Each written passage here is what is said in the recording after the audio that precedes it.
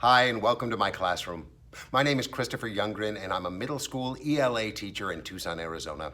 Now, today's game is super fun, and best of all, it is dead simple to learn. And these are my favorite kind of games. Games that require very little in the way of preparation, that are easy to understand, and that kids can jump into almost immediately. It's called Who's the Boss? And no, it doesn't bear any resemblance whatsoever to the old TV show with Tony Danza and Alyssa Milano. Anybody remember that one? But in this, you choose someone to be it. And if you're playing on Zoom, they just turn around. If you're playing in person, they might go out of the room or turn around. And if you're playing on Zoom, the easiest way to choose the boss is to just type, like, "you're the boss" into chat, all right? And the boss's job is to just start a repetitive motion. Slowly, steadily, all right? You don't want them to go too fast, and you don't want them to get too complicated, like a boodly-doodly-doodly-dee, schmeagly-doodly-doodly-dee, right? You want to make sure that everybody is able to copy exactly what they're doing. So everybody is working absolutely in tandem with each other, right?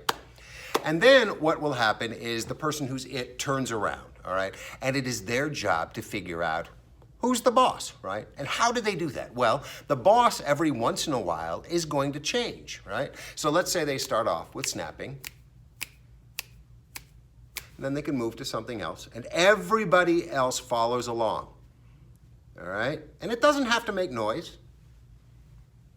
okay? As long as it is, again, something that is easily repeatable and easy to follow, all right?